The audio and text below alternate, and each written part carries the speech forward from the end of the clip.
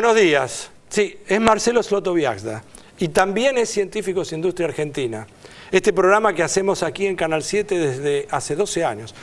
Con Marcelo trabajé durante muchos años en muchos lugares, pero hay una observación que quiero hacer muy en particular sobre su tarea. Marcelo es licenciado en Economía, por lo tanto recorrió la universidad, pero además su método de trabajo es un método de trabajo que a mí siempre me llamó la atención, que es lo más cercano que yo vi a un científico trabajando dedicado al periodismo.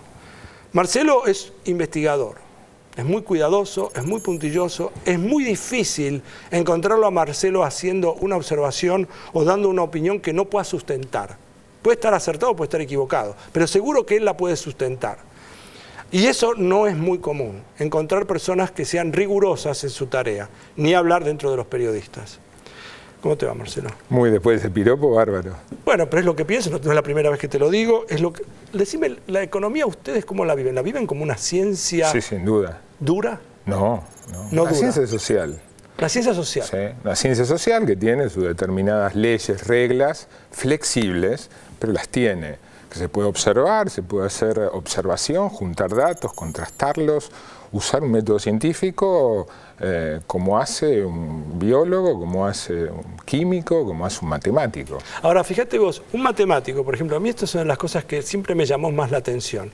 La física, la medicina, a lo largo del tiempo fueron evolucionando y hay afirmaciones hechas hace 50 años que hoy son contradictorias, hoy no son ciertas. El número de genes, por poner un ejemplo, se suponía cuando yo estaba en la facultad de que había alrededor de 100.000, ahora se sabe que hay alrededor de 23.000. Entonces es una diferencia muy grande. Ni hablar de la física, que estaba la física de Newton hasta que aparece Einstein y da vuelta todo como una media, aparece la física cuántica, la física relativista, etcétera. Lo que se pensaba antes.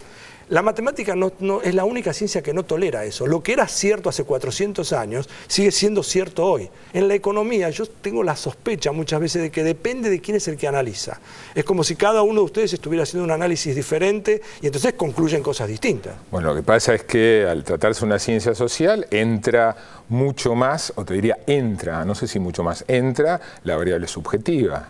¿Qué vos te fijás? ¿Qué método utilizás? ¿Qué datos vas a contrastar? ¿En matemática o tenés protocolos mucho más duros? Bueno, en matemática es un teorema, sí. Tales antecedentes, tal consecuente, y no hay, o es cierto o es falso, es binario en ese sentido. Sí, en la economía operan otros factores fuera de los estrictamente económicos. Ejemplo, dale. Vos podés hacer un experimento y mandás a 10 personas a comprar duraznos y ves qué pasa con el precio de ese durazno. Sí. Podés mandar después en lugar de 10 a 20 y ves qué pasa con el precio de ese durazno y muy probablemente el precio aumenta porque creció la demanda. O sea, vos decís que estás afectando lo que estás tratando de medir. No, al revés. Eso sería un típico método científico como el que utiliza un químico o un biólogo. Vos decís mandar 10 personas o 20 personas al mismo lugar a comprar. Al mismo lugar. O sea que mandás entonces... 10, después mandás 20, vas aumentando la demanda y ves qué pasa con el precio. Ah, ok.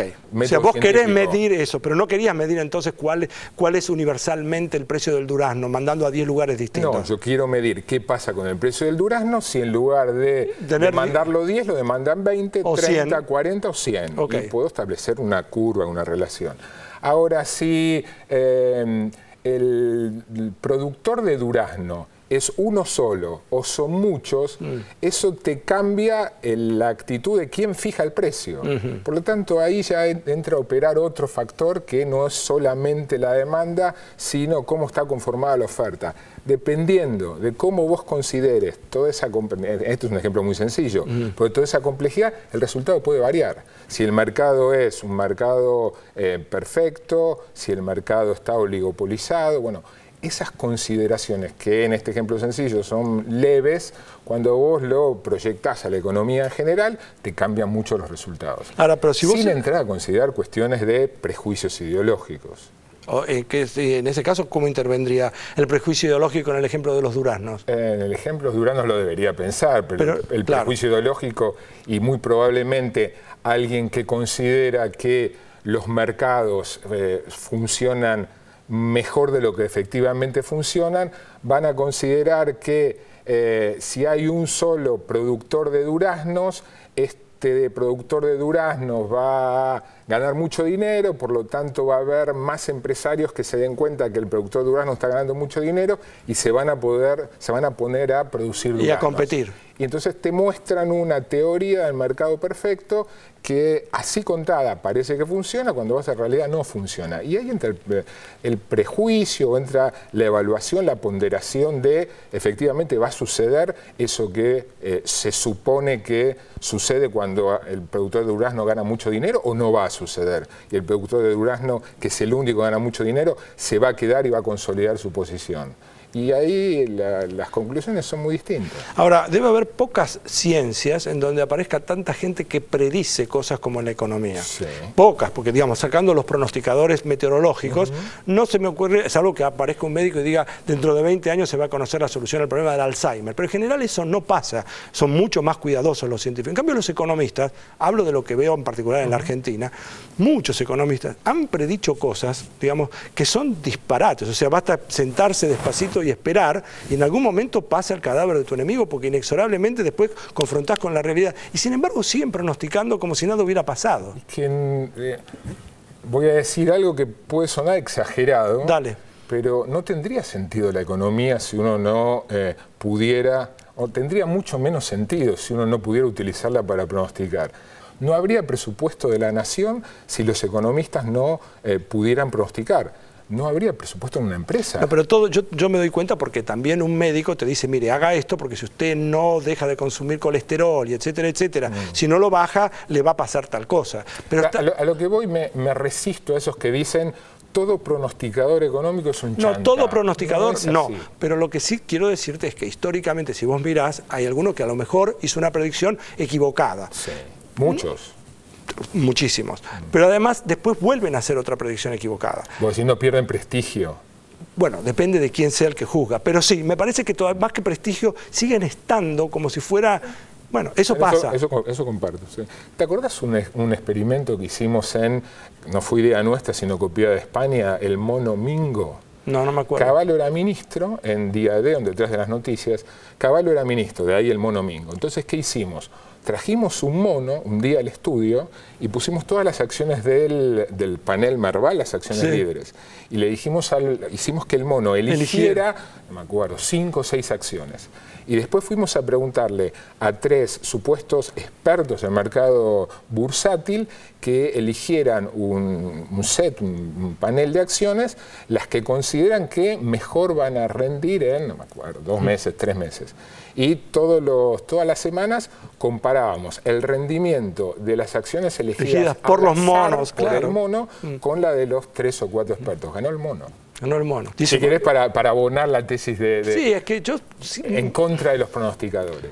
Pero es que más allá, a mí no me molestaría que alguien pronostique, porque yo cuando hice el comienzo de este programa, te presenté como una persona estudiosa, que vos puede ser que yo esté a favor o no me guste tu opinión, pero vos sos capaz de sostenerlo como un científico y decir, miren, yo pienso que pasa esto porque lo investigué de esta manera y con estos datos yo concluyo esto. Ahora otra persona podrá mirarlo de manera distinta, pero claramente vos tenés una manera de sostenerlo, no tiene una deformación política. Yo creo que acá hay mucha gente que mira un partido de fútbol y entonces lo dice de esta manera, dice, a mí me gustó, el otro dice, a mí no me gustó. Tienen derecho, lo que no pueden hacer es decir que el partido terminó 2-0 cuando terminó 4-4. Digamos, vos no podés cambiar el resultado del partido. Hay economistas que... es muy difícil no errar, porque estás hablando del futuro en una ciencia no exacta, una ciencia social, como decíamos antes. Todos se equivocan. Ahora, quien observa un periodo, sabe quién se equivoca poco y quién se equivoca mucho. Y también es relativamente fácil para quien está un poquitito del tema darse cuenta si las equivocaciones son fruto de el natural error de predecir o de pronosticar el futuro, o son fruto de que cuando vos hiciste el pronóstico querías a priori mostrar un futuro determinado, no en base a lo que honestamente estás viendo, sino al resultado al que querés llegar. Bueno, te voy a plantear el problema. Dale. El problema consiste en lo siguiente y lo planteo para ustedes también. Y de paso, antes de plantear el problema, quiero decirles que muchas veces ustedes deben haber visto en los distintos diarios, revistas de todo tipo, aparece lo que se llama sudoku. Hay mucha gente que juega, hay mucha gente que dice que no es para ellos. Esto no es un sudoku lo que le voy a plantear a Marcelo, pero tiene todas las características de serlo y se van a dar cuenta de que es muy sencillo, es muy interesante, es muy entretenido e interviene en muchísimas cosas que tienen que ver con la elaboración de una estrategia. Y eso es hacer matemática. Pero te cuento de qué se trata. Suponete que vos tenemos acá una grilla de 5×5. Están las letras de la palabra prima, podría ser cualesquiera otra. En general en los diarios, en la revista aparecen números. En este caso sería del 1 al 5, el sudoku se juega con los números del 1 al 9. Entonces de lo que se trata es hacer lo siguiente. Acá yo escribí algunas, I, M, O. Se trata de usando estas letras, P, R, I, M, O, en todas las filas y en todas las columnas. Tiene que aparecer una vez cada letra y tienen que estar todas las letras. O sea, y no puede haber, por ejemplo, yo no puedo poner la letra P acá abajo, porque si no en esta columna habría 2 letras P. No pueden aparecer repetidas ni en las columnas, ni en las filas, y tampoco en las diagonales, en las 2 diagonales mayores que hay acá. Entonces se trata de ver cómo se puede, con esto, encontrar una única solución. Elaborar una estrategia que te permita deducir pensando, bueno, acá no puede venir tal letra por tal... Y en eso consiste el problema que le planteo a Marcelo. Él se va a quedar acá durante todo el programa para que nosotros tratemos de resolver esto. Y se los propongo a ustedes también. No hace falta que lo hagan durante esta hora estrictamente, pero si copian esto se dan cuenta de lo que hice, poner las letras de la palabra primo y acá en la tercera fila poner la I, la M y la O. Entonces se trata de completar eso.